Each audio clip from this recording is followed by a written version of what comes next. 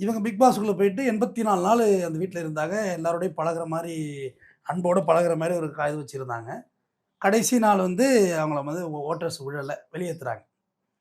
வெளியேற்றக்குள்ள அப்பயும் ஒரு நாள் ஃபுல்லாக தனிமைப்படுத்தி தான் விட்டேன்னு அவங்க சொல்கிறாங்க.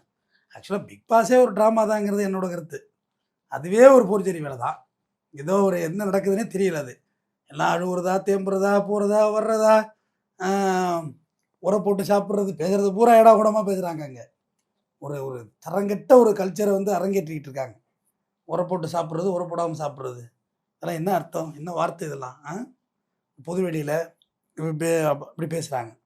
ஆக்சுவலாக பிக் பாஸ்லாம் இப்போ எப்படி ஆயிடுச்சுன்னா, மணி இதாகிடுச்சு, 7 மணி ஆயிடுச்சு, பிக் பாஸ் போட்டிருப்பாங்க. அது பேசுனா நீங்கள் கொஞ்சம் சொசைட்டியில் கொஞ்சம் மேல்தட்டு மக்கள் போல் உங்களே நினைக்க வைக்கிறாங்க. அதுலேருந்து வெளியேறிட்டாங்களாம். வந்தோடனே இன்ஸ்டாவில் ஒரு அழுகை காட்சியோட போட்டு உங்கள் அப்பா பார்த்தாலே திட்டுவார். அது ஏன் சார் விளையாட்டுலேருந்து வெளியே வந்துட்டீங்க? ஓகே, அது அவ்வளோ எமோஷனலாக எனக்கு ரொம்ப கஷ்டமாக இருக்காது. என்ன இதெல்லாம் வார்த்தை என்ன சார்? இல்லை, அவங்க அப்பா பார்த்தாலே சொல்லிட்டு போகிறோம், நடிக்கவும் இல்லை உனக்கு. அவர் எப்படி நடிக்க வச்சிருப்பார் தேவையான கிளைமேக்ஸில்.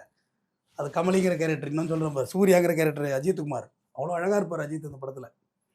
கடைசி கிளைமேக்ஸ் ரயில்வே ஸ்டேஷன் வச்சு முடிப்பார் வேறு லெவலில், ஒரு சின்ன பூவை வச்சு. இப்போ அந்த பூ பேர் வச்சுன்னா அது வேறு அரசியல் ஆகிடும்.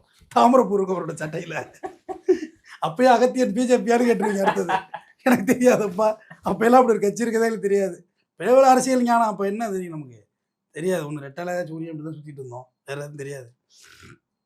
அப்போ அவர் பார்த்துருந்தா கூட என்னம்மா உன நடிக்கவே இல்லமான் இருப்பார் அவர். என்ன அப்படி அழுவும் தெரில உனக்கு அப்படின்னு. இப்போ வெளியில் வந்துட்டீங்க, இப்போ வெளியில் வந்தால் காசு கொடுத்துட்டு போகிறாங்க, சேலரி வந்திருக்கும், வாங்கிட்டு வந்துட வேண்டி தானே.